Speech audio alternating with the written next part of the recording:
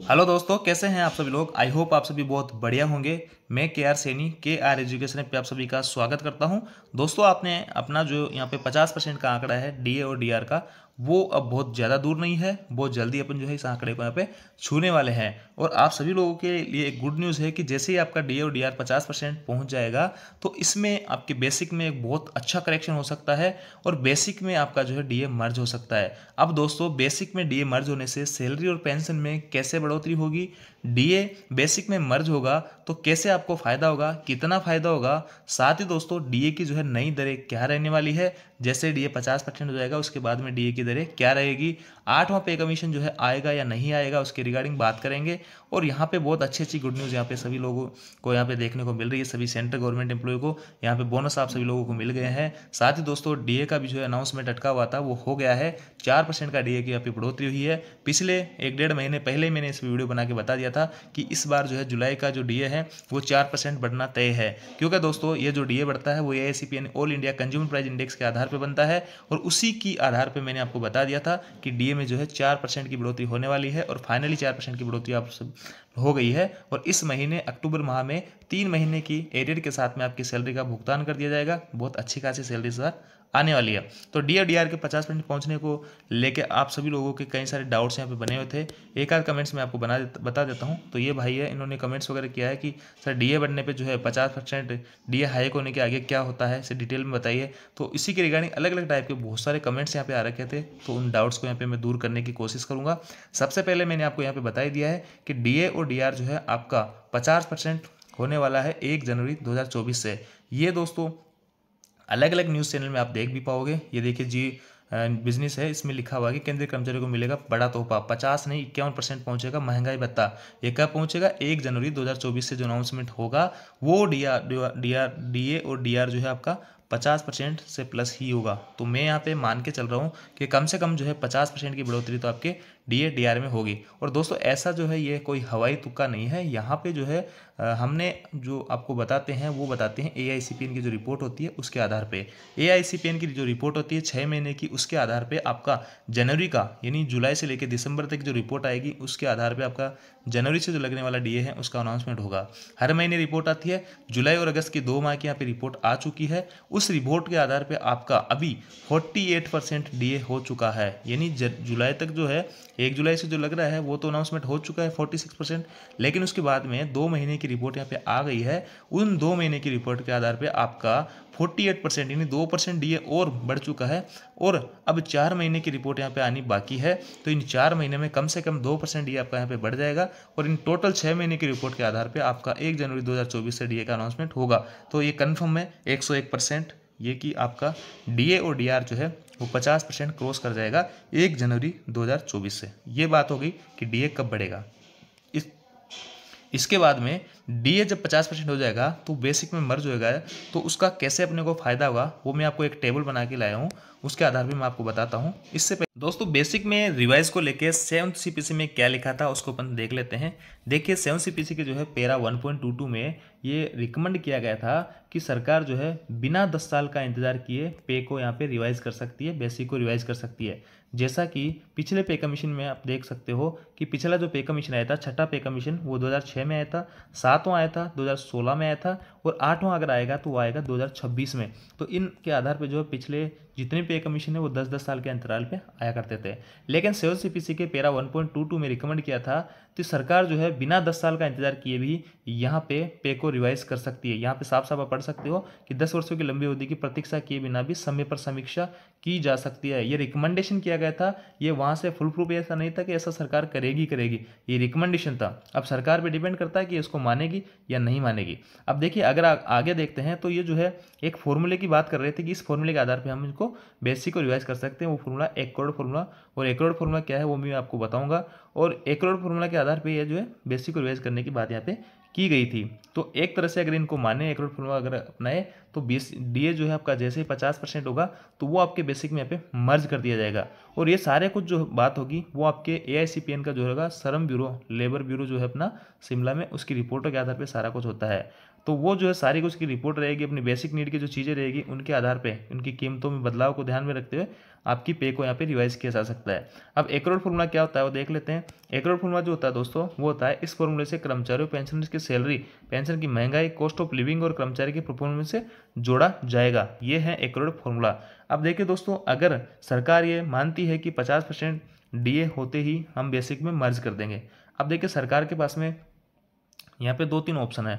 पे को तो रिवाइज करना ही होगा किसी भी तरीके से, चाहे वो जो है एक्रोड फॉर्मूला लगा ले या फिर जो है आर्ट ऑफ पे कमीशन लिए या बेसिक में जो है ये डीए ऐड करके कुछ ना कुछ तो सरकार को यहाँ पे करना ही होगा। 2024 में यहाँ पे चुनाव आ रहे हैं और पूरी संभावना है कि सरकार जो है केंद्रीय कर्मचारियों को लेके यहाँ पे कोई रिस्क नहीं लेना चाहेगी और कुछ ना कुछ अनाउंसमेंट में जो है सैलरी वगैरह या बेसिक में वो रिवाइज करने की पूरा प्रयास करेगी। तो देखिए यहाँ पे जो है अब जो है अगर डीए और डीआर में 50% की वर्दी हो जाती है तो वो बेसिक में मर्ज हो जाएगा। तो अब जो है अपनी पेंशन और सैलरी में कैसे बढ़ोतरी होगी उसके रिगार्डिंग मैंने यहाँ पे चार्ट बनाया है, उस चार्ट से मैं आपको समझाने की कोशिश करूँगा दोस्तों।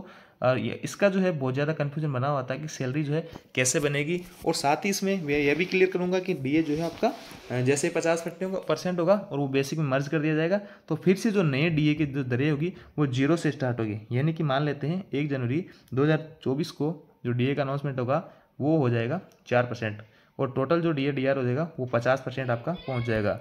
अब दोस्तों यहाँ पे ये 50% अगर बेसिक मर्ज हो जाएगा तो फिर अगली जो जुलाई 2024 है उसमें अनाउंसमेंट होगा डीए 5% होगा, तो वो जो है नया एकदम नए सिरे से स्टार्ट होगा और 1 जनवरी 2024 को जो डीए 50% इसमें ऐड होते जीरो हो जाएगा। यानी जीरो से फिर से स्टार्ट यहाँ पे डीए की शुरुआत होगी। तो ये सारी कुछ थी रिपोर्ट। अब मैं आपको यहाँ पे सैलरी में कैसे बढ़ोतरी होगी वो देख लेते हैं। पेंशन और सैलरी की मैं बात करूँगा। अभी के टाइम में दोस्तों 70% के आधार पे आपका न्यूनतम पेंशन जो है वो 9,000 रुपये है और न्यूनतम बेसिक जो है आपका 18,000 रुपये वेतन अपन मान सकते हैं। तो न्यूनतम एक बार मैं यहाँ लेके चल रहा हूँ कि न्यूनतम में कितना डिफरेंस बनता है सैलरी में, और फिर मैं जो हाई लेके भी यहाँ पे चलूँगा। एक चार्ट में यहाँ पे हाई का भी लेके आया हूँ, उसके आधार पर मैं आपको बताऊँगा। देखिए दोस्तों, यहाँ पे ये आपका पेंशन का हो गया न्यूनतम पेंशन और न्यूनतम आपका पे हो गया। अब अभी जो है 50% डीए जब पहुंच जाएगा, मान लेते हैं जनवरी में 50% पहुंच जाएगा तो डीए आपका यहाँ पे 4500 बनेगा, ये बनेगा आपका 9,000 रुपये। अब जो है मर्ज कर दिया आपने, तो मर्ज करने के बाद में अपने पास में न्यू बेसिक है, यानी इन दोनों को मैं ऐड कर दिया तो ये 13,500 बना, इन दोनों को ऐड कर दिया तो 27,000 रुपये बना। इस प्रकार से आपने अलग अलग वीडियो में देखा होगा कि न्यूनतम पेंशन यहाँ पे 27,000 होने जा रही है, तो वो न्यूनतम बेसिक जो है 27 होने जा रही है, तो ये 27,000 इस प्रकार से होगी और न्यूनतम पेंशन जो है इस प्रकार से 13,500 हो जाएगी। अब देखिए दोस्तों, जब डीए मान लेते हैं कि जुलाई 2024 है उसमें 5% डीए की जो है घोषणा हो जाती है। अब 5% डीए की जब घोषणा हो जाएगी, यहाँ पे दोस्तों मैं 2 फैक्टर लेके चल रहा हूँ। एक में मैं यहाँ पे नई बेसिक यानी कि 50% डीए होने पे मर्ज कर रहा हूँ और एक में मर्ज नहीं कर रहा हूँ, यानी कि मर्ज होने के बाद में कितना अपने को पेमेंट मिलेगा और मर्ज नहीं होता है तो कितना पेमेंट बनेगा, दोनों में क्या डिफरेंस है और किस में फ़ायदा है। तो देखिए दोस्तों, मान लेते हैं कि डीए जो है बेसिक में मर्ज नहीं होता है और जुलाई 2024 में 5% की बढ़ोतरी हो जाती है, तो अपना जो है जुलाई 2024 में टोटल जो डीए रहेगा वो 55% रहेगा। और अगर बेसिक में मर्ज नहीं होगा तो ये जो है 55% किस पे लगेगा, जो अपनी पुरानी जो पेंशन है या फिर जो है पुराना अपना न्यूनतम बेसिक है उसके ऊपर। तो इनके ऊपर अगर अपन 5% डीए लगाते हैं तो ये बनेगा और इसके ऊपर अपन 55% डीए लगाते हैं तो ये बनेगा। अब दूसरा केस अपन ये लेते हैं कि मान लो कि बेसिक में यानी 50% जैसे होते हैं वो बेसिक में मर्ज हो जाता है और बेसिक मर्ज होने के बाद में नई बेसिक आपकी ये निकल के आई। अब नई बेसिक ये निकल के आई और अब डीए का अनाउंसमेंट हो गया है 5% का जुलाई 2024 में, तो ये जो है 5% ही लगेगा, ये नई बेसिक के ऊपर लगेगा और नई बेसिक के ऊपर लगेगा तो 675 रुपये यहाँ पे 5% डीए बनेगा और ये जो है 1350 रुपये इसका 5% बनेगा। अब 55% जब बेस 55% अगर अपन डीए लगाते हैं तो नया जो बेसिक प्लस डीए क्या आएगा, तो देखिए इसको और इसको अपन ऐड यहाँ पे कर लेते हैं तो ये अपने आ जाएगा और इसको अगर अपन ऐड कर लेते हैं तो यहाँ पे ये आ जाएगा। अब 5% की जो डीए अपने बढ़ाया है वो अपने नई बेसिक के ऊपर बढ़ाया है जो कि 50% ऐड होने के बाद में बनी है, तो ये नई बेसिक अपनी ये है और 5% डीए अपना ये है। इन दोनों को ऐड करते हैं तो अपना ये बनेगा, इन दोनों को ऐड करते हैं तो अपना ये बनेगा। तो देखिए 2 कंडीशन आ गई इसमें, 55% जो है बढ़ने पे, डीए बढ़ने पे ये आपका बेसिक और डीए जैसे अभी की रेटें चल रही उसी के आधार पे, और बेसिक में मर्ज होने के बाद में जब 5% डीए बढ़ता है तो उसके हिसाब से आपको इतना पेमेंट मिलेगा। अब देखिए 13,950 यहाँ मिल रहा था जो अभी के हिसाब से मैंने काउंट किया है, और बेसिक में मर्ज होने के बाद में 14,175 मिलेगा। इसी प्रकार 27,000 यहाँ पे मिल रहा था, 27,900, और बेसिक में मर्ज होने के बाद में आपका मिलेगा 28,350। अब दोनों में डिफरेंस अगर अपन करें तो 225 का डिफरेंस यहाँ रहेगा, और इसमें डिफरेंस करें तो अपन यहाँ पे 450 का डिफरेंस रहेगा। दोस्तों जैसे जैसे बेसिक बढ़ेगा ये अंतर आपको यहाँ पे बढ़ता हुआ दिखेगा। अब देखिए यहाँ पे एक बात क्लियर कर देता हूँ मैं आपको कि जो नया बेसिक लगेगा, नया जो डीए लगेगा दोस्तों बेसिक में मर्ज होने के बाद में, वो आपका उस पूरी अमाउंट पे लगेगा, पर्टिकुलर अमाउंट पे लगेगा। अब देख रहे यहाँ पे अगर आगे मैं अगर 2025-26 की बात करूँ तो यहाँ पे जो डीए लगेगा अगर मर्ज नहीं होता तो उसी के ऊपर लगता रहेगा 9,000-18,000 रुपये। जैसे 5% की बढ़ती हुई तो 9,000 रुपये लग गया, 10% बढ़ती हुई तो 9,000 रुपये लग गया।